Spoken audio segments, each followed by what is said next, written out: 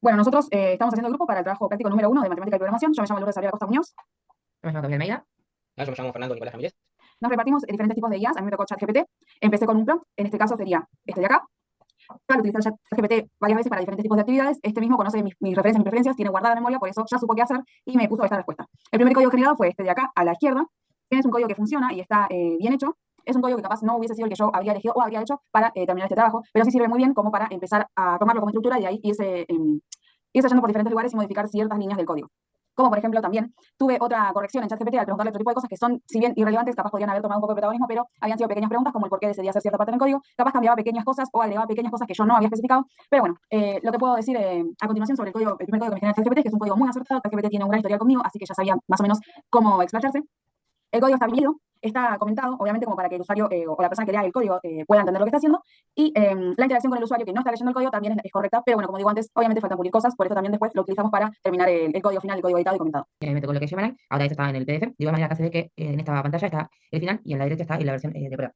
En este caso se ve de que en la opción número de la izquierda, que sería la final, se valida primero que hay un número, o sea que eso evita de que se abra o sea, un número que no es válido o un número negativo, te tiene un error, y a su vez hace de que te reconozca cuando es un número verdadero. Por otro lado, tiene una mejor accesibilidad a lo que es el usuario y genera diferentes puntos, los cuales hace que mejore. En este caso se ve acá, a ver si lo encuentro acá, de que tiene mejores textos y a su vez también hacen diferentes manejos de errores cuando el número es negativo o es positivo.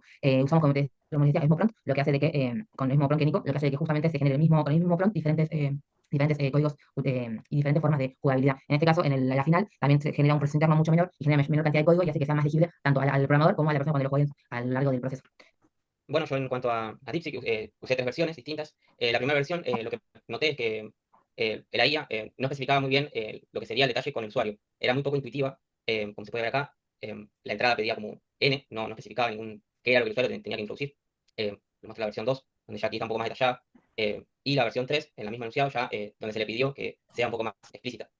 Otra diferencia puede notarse es en cuanto a la entrada, donde usando el mismo prompt que usaron mis compañeras, la IA optó por hacerlo automático. En cambio, nosotros los habíamos pedido que sea manual, como lo fuimos acomodando en las próximas versiones.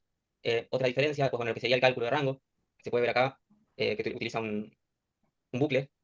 En las otras versiones queda, queda distinto. Bueno, más que nada es eso, sería la interacción con el usuario. Podemos ver la última versión, que está un poco más completa.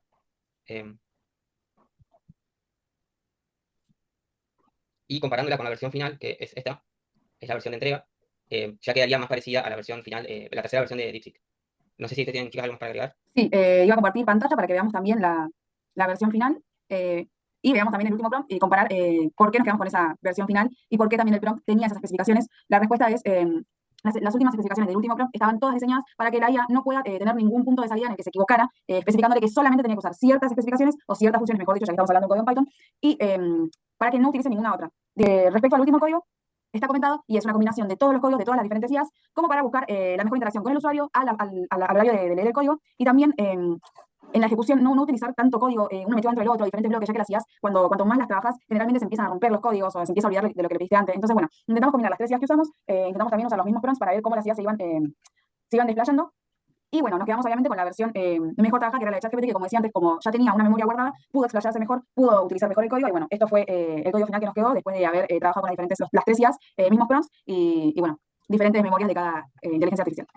Por otro lado, también agregar un poco lo que veníamos diciendo, de que si bien capaz que todas llegaron al mismo resultado, que era un juego y funcionó igual, algunas eran más interactivas, otras eran mejores, y siempre Claro. un poco aclarar de que la inteligencia artificial que mejor funcionó, como dijo Luis, era la que más memoria tenía del uso del lenguaje que teníamos. Obviamente, capaz que otra persona con otra historial de programación con el mismo prompt, y capaz que haga otra cosa justamente por eso, porque guardan mucha memoria y van utilizando los lenguajes y las formas que cada uno tiene. Eso también es importante ir aclarándolo, que un poco fue lo que explicamos y playamos en el PDF, capaz que un poco más extensivo.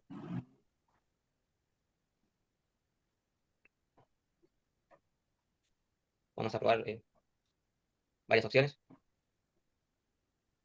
Vemos que arroja el resultado y las cantidades de intentos. Bien, si hay que explicar el código un poco más a profundidad, el bucle while itera mientras el número sea mayor a 0. Número mod 2 entrega el resto de la división por 2 para producir los bits binarios.